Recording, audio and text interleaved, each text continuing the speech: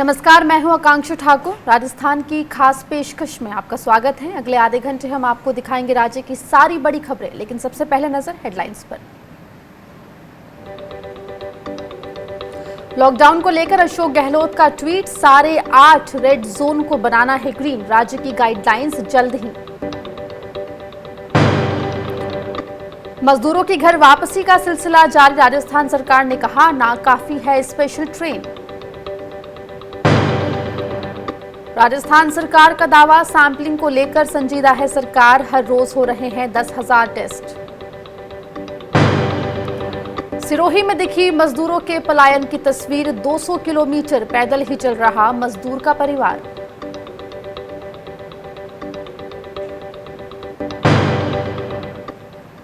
राजस्थान में लॉकडाउन 2 हफ्तों के लिए आगे बढ़ा दिया गया है। ऐसे में मुख्यमंत्री अशोक गहलोत ने 4 मई से शुरू हो रहे लॉकडाउन के तीसरे फेज के बारे में जनता को जानकारी दी। हालांकि इसे लेकर राज्य की रणनीति क्या होगी, इस बारे में अभी भी राज्य मशीनरी ने पत्ते नहीं खोले हैं। हालांकि अपने ट्वीट में सीएम गहलोत ने कहा कि मैं राजस्थान के सभी रेड जोन को ग्रीन जोन में बदलने में आपका सहयोग चाहता हूं। लोग धैर्यपूर्वक नियमों का पालन करते रहें। हमें लॉकडाउन के दौरान दिशा निर्देशों का पालन करना जारी रखना है। साथ ही उन्होंने ये भी कहा कि राज्य सरकार हालात पर लगातार नजर बनाए हुए है।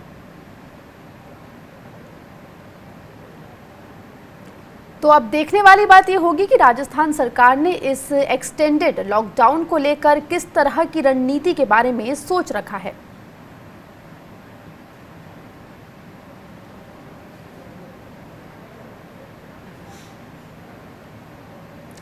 जैसे कि हर राज्य को 3 जोन में बांटा गया है, ऐसे में राजस्थान के 33 जिलों में से 8 रेड जोन में रखे गए हैं। वहीं ऑरेंज जोन में 19 और ग्रीन जोन में 6 जिले रखे गए हैं।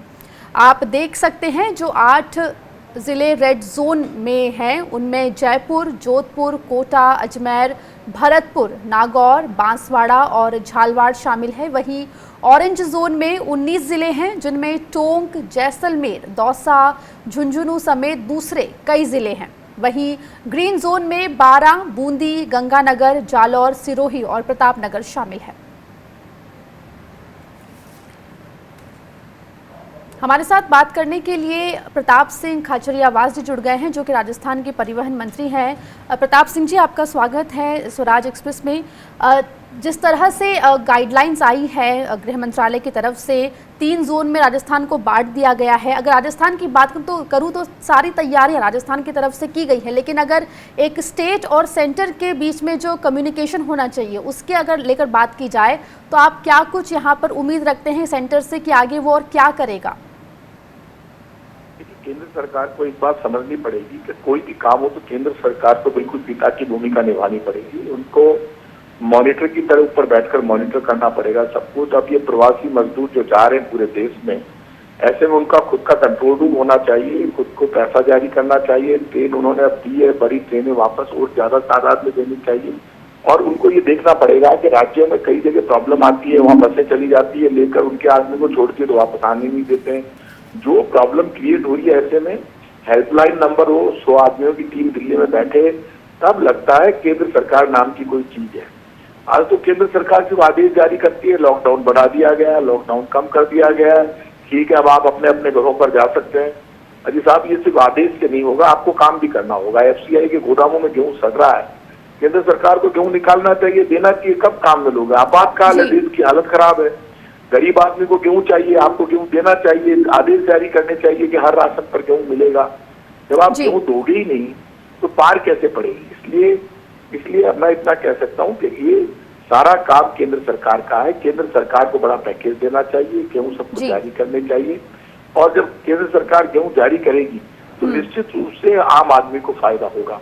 नहीं तो FCI के गोदामों में गेहूं पड़ा रहता है, उसको समुद्र में डाल देते हैं, सड़ता रहता है।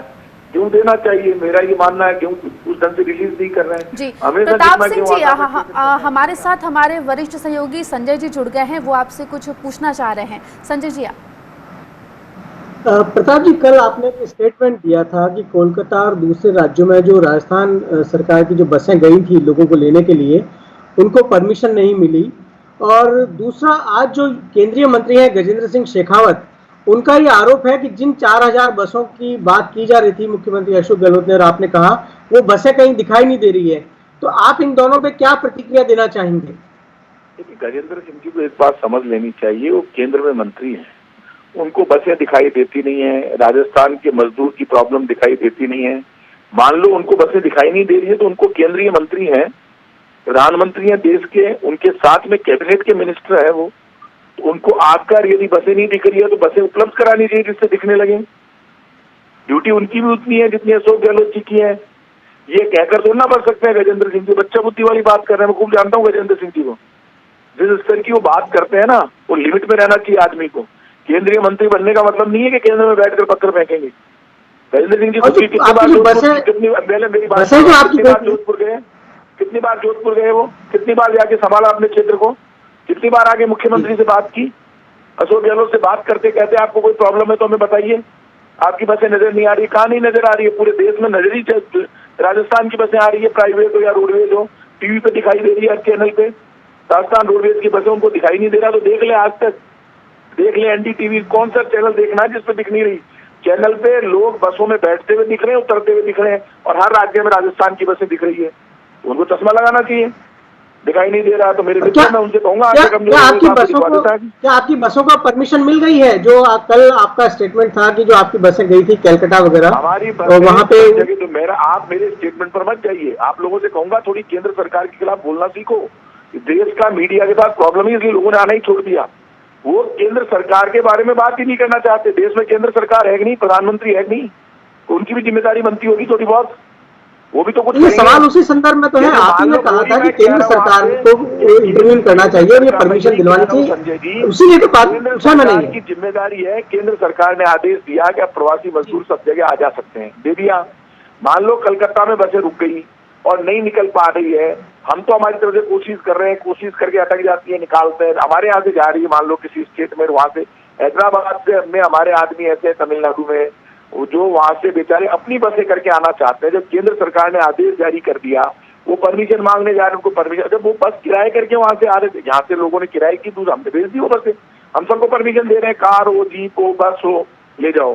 तो हमारी बसों से भी जा रहे हैं, जो प्राइवेट कर रहा है अपनी किराया करके कर रहा है वो भी जा रहा है। वहां से हमारे लोग मुझे फोन कर रहे हैं, साहब ये परमिशन ही नहीं देते। तो जब भारत सरकार की गाइडलाइन आ गई, तो भारत सरकार नाम की कोई चीज है तो लागू तो करवाए उस गाइडलाइन को पूरे देश में। आप हेल्पलाइन नंबर दोगे तो लोग फोन कर लेंगे डायरेक्ट उस नंबर पे कि सर हमको ये तमिलनाडु में अटके हुए हैं, वहां पर अटके हुए, कोई ऐप जारी करे, वो भी तो ऐप दे सकते हैं। वो पूरा ऐप हो जिसमें सिर्फ प्रवासी मजदूरों के लिए, एक चैनल ने भी, मीडिया की भी हालत है, कोई हेल्पलाइन नंबर नहीं दिखाते। हम मजदूर के साथ खड़े हैं, देश के चैनल, यहाँ पे मजदूर परेशान, बस ये दिखाते हैं ये पैदल चल रहा है। हाँ भाई साहब पैदल चल रहा है, मान गए। तो इस वक्त संकट की घड़ी में राजस्थान सरकार अकेले तो कुछ कर नहीं सकती, सब सरकारें मिलकर करेगी, उसका मॉनिटर केंद्र सरकार करेगी तो काम हो जाएगा। यहाँ पे सिर्फ खबर दिखाने से काम नहीं होगा, अब तो काम करने से होगा। खबर तो कोई भी दिखा सकता है, कहीं संकट होता है, मैं खुद जाता हूँ भीड़ में, यहाँ प्रॉब्लम है खाने की तो मैं खुद बंटवाने लग जाऊँ, भाई बांटो, चलो बांटो बांटो, जल्दी करो जल्दी करो। क्या करेंगे इस वक्त मंत्री क्या करेगा? मंत्री तो खुद ही नौकर बन के काम करना पड़ेगा, तब काम होगा। कौन पूछ रहा है?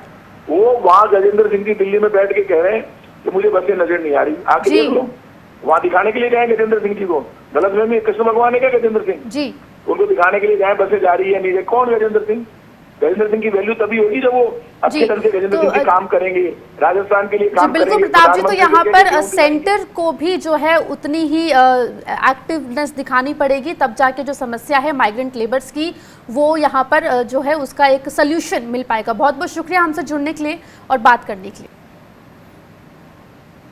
राजस्थान के सीएम अशोक गहलोत हमेशा से ही मजदूरों को लेकर बेहद संवेदनशील रवैया अख्तियार करते रहे हैं, बात चाहे लॉकडाउन की हो या फिर स्पेशल ट्रेन चलाने का मामला हो। अशोक गहलोत ने हमेशा मजदूरों के सवाल उठाए हैं। अब फिलहाल प्रवासी मजदूरों को लाने और ले जाने की प्रक्रिया शुरू हो चुकी है। शुक्रवार को ही जयपुर से बिहार के मजदूरों को पटना भेजा गया, पहले उन्हें नागौर से लाया गया और फिर स्क्रीनिंग के जरिए बाहर भेजा गया है।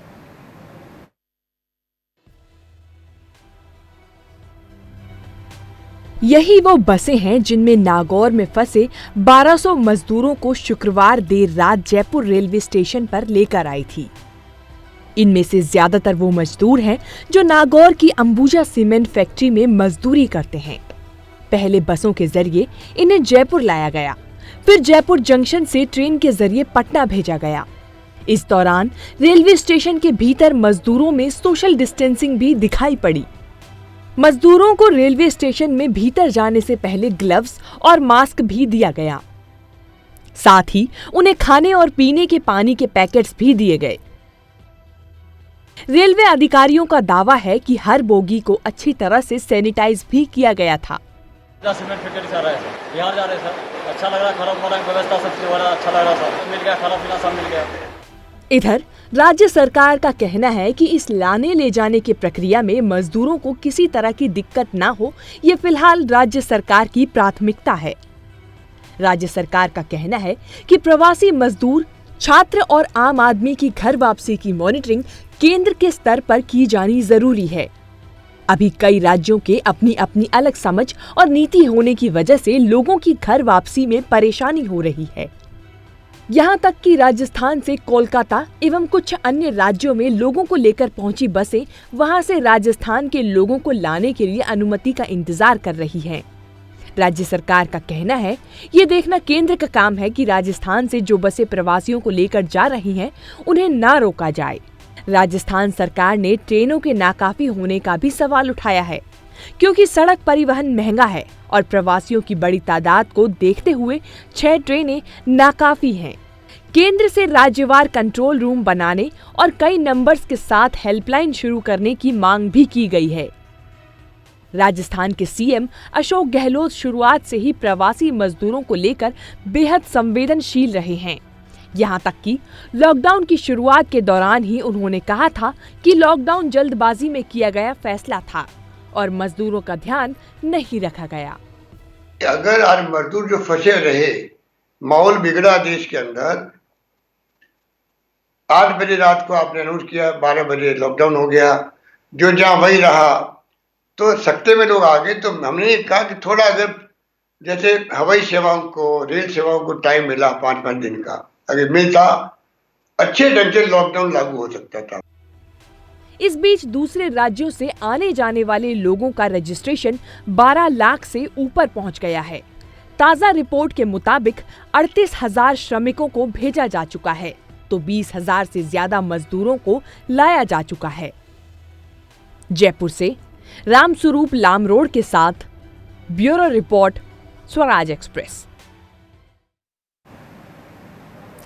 रुक करेंगे जयपुर का, जहां से हमारे साथ जुड़ गए हमारे रेसिडेंट एडिटर संजय वोहरा जी। संजय जी, मजदूरों के जो लाना ले जाने का जो सिलसिला है वो लगातार राजस्थान में जारी है और जिस तरह से ये मजदूरों की संख्या काफ़ी ज़्यादा है, क्या कुछ परेशानी राजस्थान सरकार को यहाँ पर उठानी पड़ रही है? क्योंकि इंटर स्टेट कोऑर्डिनेशन भी करना है, स्क्रीनिंग भी करनी है और क्योंकि अन्य ज़िलों में ये मजदूर फंसे हैं तो वहाँ से इनको बसों से भी लेकर आना है, सोशल डिस्टेंसिंग का भी यहाँ पे पालन करना है।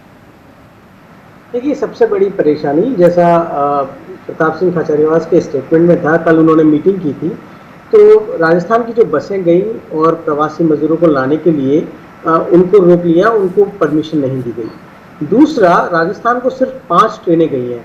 आपने देखा कि 12 लाख मजदूरों का रजिस्ट्रेशन हुआ है। अब आप बताइए, 5 मजदूर जो ट्रेनें हैं, कल एक ट्रेन में 1200 मजदूर गए, तो 5 ट्रेनों से क्या होगा? आप सोचिए कितने दिन लग जाएंगे, महीनों लग जाएंगे। खुद सुशील कुमार मोदी बिहार के उप मुख्यमंत्री कह चुके हैं कि अगर पहले जो बसों की बात थी कि उसमें महीनों लग जाएंगे, अगर ट्रेन में भी आप 1200-2400 लोग जा रहे हैं और सिर्फ 5 ट्रेनें होंगी तो 12 लाख मजदूर कब पहुंचेंगे अपने घरों पर? तो ट्रेनें चलानी चाहिए। भारतीय रेलवे की क्षमता है 2 करोड़ लोगों को लाने ले जाने की प्रतिदिन की, जब वो पीक पे होती है। अभी जब और कोई ट्रैफिक नहीं है पैसेंजर का आपके पास, अभी गुड्स का इतना ट्रैफिक नहीं है, तो आपकी रेलवे लाइनें खाली हैं, आप आराम से ट्रेनें चला करके लोगों को पहुंचा सकते हैं। रही बात स्क्रीनिंग और उनके टेस्ट की, तो जिन किट्स की दरकार थी वो किट्स मिलानी। रैपिड टेस्ट किट्स का आपको पता है कि वो खराब निकले और उनके बाद अभी नए टेस्ट किट्स का क्या हुआ है उसके बारे में कोई जवाब नहीं है। पीसीआर जो टेस्ट किट्स हैं उनकी खेप बहुत कम आ रही है। तो जब ये मजदूर 12 लाख मजदूर जो आएंगे तो आप उनको सरकार कैसे टेस्ट करेगी और उनसे फिर जो संक्रमण फैलेगा पता ही नहीं लगेगा, तो उसकी कितनी मुश्किल होगी। तो ये सब चीजें केंद्र सरकार के स्तर पर होनी चाहिए थी, पहले से कोई प्लानिंग होनी चाहिए थी, जो कि इसका बिल्कुल अभाव दिख रहा है। जी संजय जी, बहुत बहुत शुक्रिया हमसे जुड़ने के लिए और बात करने के लिए। वहीं सरकार ने मजदूरों के लिए अब ट्रेन चलाने का फैसला किया है, हालांकि मजदूरों की बेबसी इतने से ही खत्म नहीं हो रही है।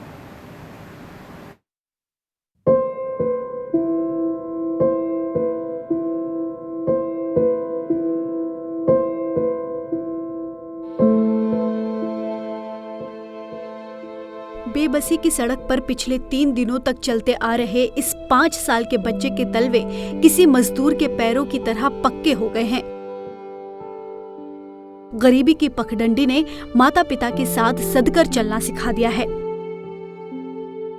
देश के तमाम बड़े हाईवे पर अलग अलग शक्ल में दिखने वाला पलायन यहाँ भी वैसा ही है। ये मांगीलाल की गृहस्थी है। कांधे पर बेबसी की गठरी है। 3 साल की दूध मुंही बच्ची को थामे पत्नी है और एक 5 साल का मासूम बच्चा भी है, जो खुद अपने पैरों पर ही चलकर माता पिता का साथ दे रहा है। मांगीलाल सिरोही के मंडार से निकल पड़ा है घर जाने के लिए। घर 200 किलोमीटर दूर उदयपुर में है। मांगीलाल खेती का काम करता था। कुछ समय पहले कुएं का पानी सूख गया, खेती चौपट हो गई, भूखों मरने की नौबत आई तो पैदल ही सफर पर निकलना पड़ा।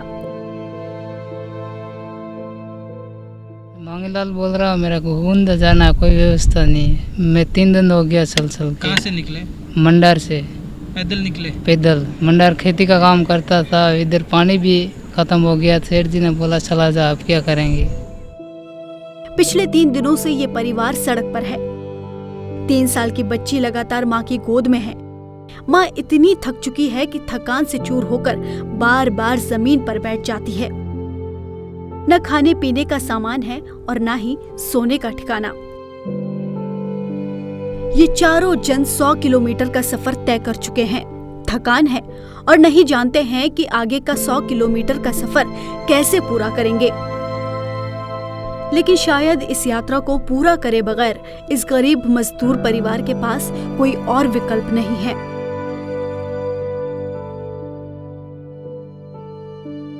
सिरोही से प्रवीण माली के साथ bureau report, Swaraj express. Swaraj Rajasthan में वक्त एक छोटे से ब्रेक का है, आप बने रहिए हमारे साथ।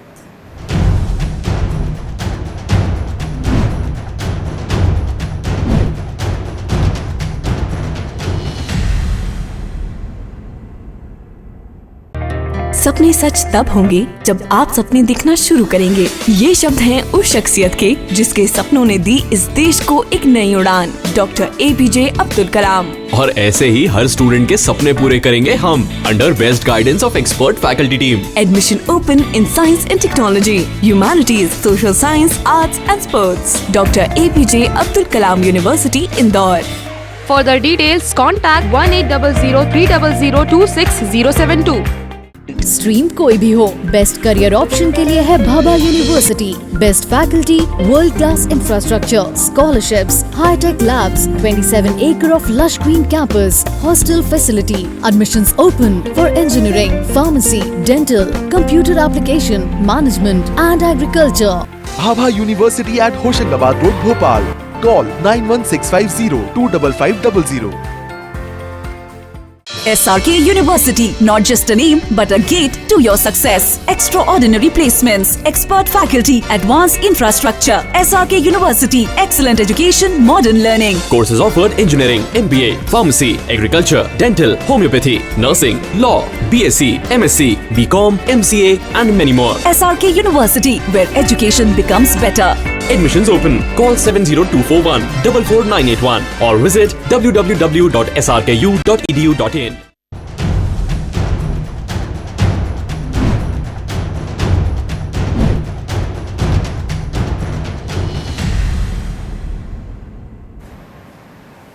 राजस्थान में कोरोना वायरस इन्फेक्शन से मौत का सिलसिला थमने का नाम नहीं ले रहा। शनिवार को भी 3 और लोगों की कोरोना की वजह से मौत की पुष्टि हुई है। इससे पहले शुक्रवार को भी 4 मरीजों ने दम तोड़ा था। इधर शनिवार दोपहर 2 बजे तक 54 नए कोरोना पॉजिटिव केस सामने आने के बाद राज्य में कोविड-19 संक्रमितों की संख्या बढ़कर 2720 हो गई है।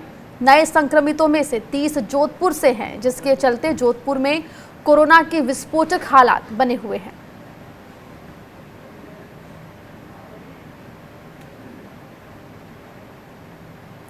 दरअसल जोधपुर और जयपुर में केस रोज ही सामने आ रहे हैं और दोनों कोरोना के हॉटस्पॉट बने हुए हैं।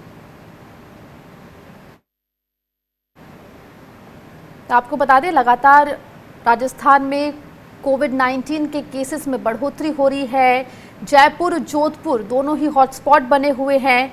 लगातार यहां पर नए केसेस संक्रमितों के सामने आ रहे हैं। आपको बता दें जोधपुर में 30 जबकि जयपुर में 17 नए केसेस यहां पर देखने को मिले हैं। लगातार राजस्थान में कोरोना संक्रमितों की संख्या बढ़कर 2720 हो गई है। वहीं शनिवार 2 बजे तक 54 नए केस सामने आए हैं। राज्य के स्वास्थ्य मंत्री डॉक्टर रघु शर्मा ने कहा है कि अब राज्य में 10,000 टेस्ट रोज हो रहे हैं। आज की स्थिति में 10,000 टेस्ट पर डे हम लोग कर सकते हैं। ये फैसिलिटी हमारे डिपार्टमेंट ने डेवलप की है। आने वाले समय में हर जिला मुख्यालय पर कोविड की टेस्टिंग फैसिलिटी हम डेवलप कर पाएंगे। जो 2 मार्च को स्थिति थी, हम एक भी टेस्ट करने की स्थिति में नहीं थे। आज 2 मार्च से लेके 2 मई आया है, हमने 10,000 टेस्ट राजस्थान में पर डे करने की कैपेसिटी डेवलप की है। ये हमारे विभाग के लोगों की मेहनत का नतीजा है। पॉजिटिव से नेगेटिव होने का परसेंटेज भी हमारा जबरदस्त है। 1116 लोग हमारे पॉजिटिव से नेगेटिव हो गए हैं। उनमें से 714 लोगों को हमने घर भी भेज दिया, छुट्टी दे दी है। तो इस तरह से पॉजिटिव केस बढ़ रहे हैं। सैंपल कलेक्शन पर्याप्त मात्रा में पर डे हो रहा है, उससे टेस्टिंग ज़्यादा हो रही है तो पॉजिटिव केसेस की स्थिति बढ़ रही है। लेकिन रिकवरी, ठीक होने की जो परसेंटेज है वो भी हमारी बहुत शानदार है। कोरोना अपडेट को लेकर हमारे साथ जयपुर से संवाददाता रामस्वरूप हमारे साथ जुड़ गए फोन लाइन पर। रामस्वरूप, लगातार राजस्थान में कोरोना पॉजिटिव केसेस की संख्या बढ़ रही है। हालांकि सरकार कह रही है कि जो सैंपलिंग और टेस्टिंग है वो बढ़ाई जा रही है, लेकिन मौत का सिलसिला भी बढ़ता जा रहा है साथ में। हाँ, बिल्कुल ये सही बात है कि जहाँ संक्रमण ज्यादा फैल रहा है, जिन जिलों के पिछले कुछ दिनों से परिणाम लगातार आ रहे हैं, जिस तरह से जयपुर हुआ, जोधपुर, नागौर, भरतपुर, टोंक, कोटा, ये जो 5-7 जिले हैं, यहाँ पर बीते करीब 15-20 दिन से लगातार कोरोना पॉजिटिव मरीजों का आंकड़ा लगातार बढ़ रहा है। और दुख की बात यह है कि आंकड़ा मरीजों का बढ़ने के साथ में ही मौतों का आंकड़ा भी पिछले 5-7 दिन में जो है अचानक बढ़ा है। जिस तरह से आज 3 मरीजों की मौत हुई है, जिनमें से 2 मरीज तो कह सकते हैं कि 60 से 65 साल की उम्र का है, लेकिन एक जो मरीज जिसकी मौत हुई है वो महज एक 20 दिन का मासूम जो जयपुर के जेके लोन हॉस्पिटल में भर्ती था, वो भी कोरोना पॉजिटिव पेशेंट था। 20 दिन का मासूम बालक शिशु जो था, तो कह सकते हैं कि उसकी भी इस मामले इस मौत हुई है। तो ये काफी चिंताजनक है। जिस तरह से 3 मौतें आज हुई है, 4 कल हुई थी और 2 दिन पहले लगातार एक दिन में 9 मौतें, एक दिन में 7 मौतें। ये जो आंकड़ा है काफी डरावने वाला है। जिस तरह से संक्रमण के जो नए मरीज सामने आए हैं, उनमें कुछ सब्जी बेचने वाले मिले हैं, कुछ तो लगातार जयपुर और जोधपुर हॉटस्पॉट बने हुए हैं और जो संख्या है कोरोना पॉजिटिव की वो बढ़ती नजर आ रही है राजस्थान में। शुक्रिया रामस्वरूप तमाम जानकारी के लिए। आइए अब देखते हैं खबरें धौरारी यानी फटाफट खबरें। देश की तीनों सेनाएं रविवार को डॉक्टरों, पैरामेडिकल स्टाफ और पुलिसकर्मियों समेत सभी कोरोना योद्धाओं का शुक्रिया अदा करेंगी। इसके लिए लड़ाकू विमान फ्लाई पास्ट करेंगे। समुद्र में जंगी पोत पर रंग बिरंगी रोशनी की जाएगी। मिलिट्री बैंड धुन बजाएगा और वायुसेना कोरोना संक्रमितों का इलाज करने वाले अस्पतालों पर हेलीकॉप्टर से फूल बरसाएगी। इसी को लेकर जयपुर में आर्मी के हेलीकॉप्टर ने इसकी रिहर्सल की। साल 2018 में ठेठ ग्रामीण इलाके से निकलकर मिसेस इंडिया यूनिवर्स का खिताब जीतने वाली प्रीति मीणा कोरोना वॉरियर बनकर लोगों की मदद का जिम्मा उठाए हुए हैं। एक तरफ जयपुर में प्रीति बेघर और जरूरतमंद को खुद अपने हाथों से बना खाना खिला रही हैं, तो वहीं दिल्ली के जन स्वास्थ्य विभाग में पोस्टेड उनके पति इंस्पेक्टर BS मीणा संक्रमित और संदिग्ध मरीजों के घर घर जाकर उनके पूरे मकान को सैनिटाइज कर रहे हैं।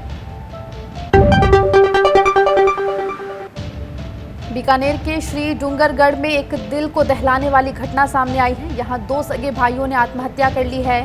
दोनों का शव पेड़ से लटका हुआ मिला था।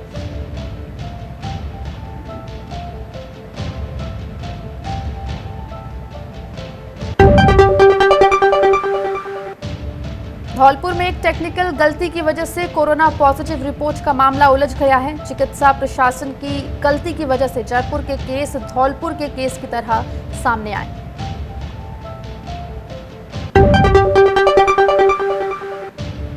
राजस्थान सरकार पर्यटन उद्योग को पटरी पर लाने के लिए एक बेल आउट पैकेज पर काम कर रही है। राजस्थान सरकार के पर्यटन, कला और संस्कृति विभाग की प्रमुख सचिव श्रेया गुहा ने इस बात का जिक्र एक वेबिनार के आयोजन के दौरान बोलते हुए कहा।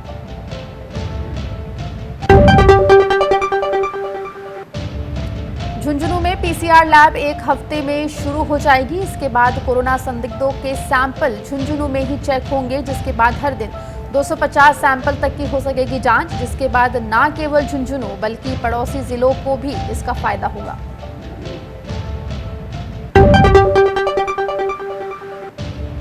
जालौर में मनरेगा के काम में अनियमितता को देखने को मिल रही है। यहां सरकार की गाइडलाइंस की अनदेखी की जा रही है। यहां ना तो सोशल डिस्टेंसिंग का पालन हो रहा था, ना ही मजदूरों के लिए पीने के पानी का इंतजाम था और ना ही हाथ के लिए साबुन।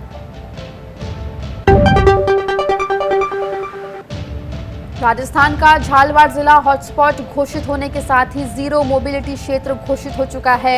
वहीं जिले में अब लॉकडाउन की सख्ती से पालन के लिए एनसीसी के जवानों ने भी कमर कस ली है।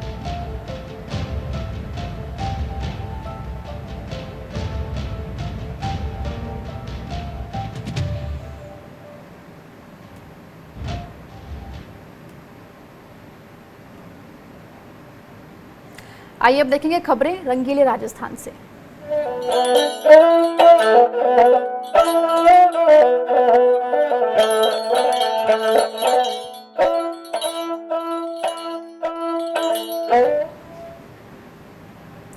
बात अब कोरोना के वक्त कविता की। आज हमारे साथ हैं राघवेंद्र रावत जी, जिनका पिछले 35 सालों से कविता और रंगमंच से नाता रहा है। आइए देखते हैं वो इस कोरोना काल में कौन सी कविता सुना रहे हैं।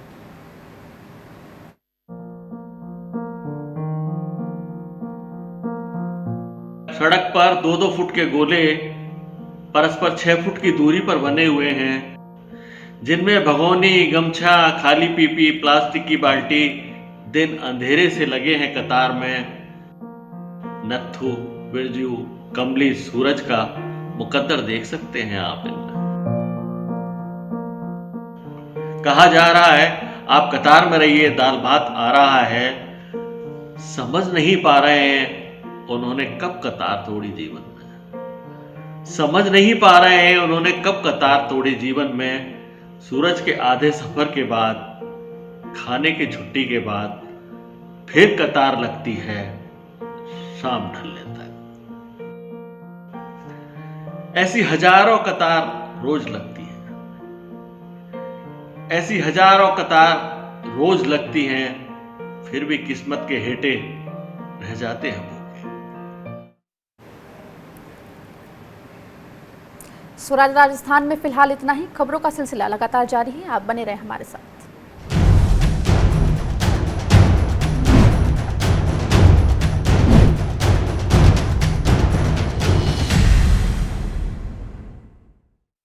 RKDF University, a world-class university.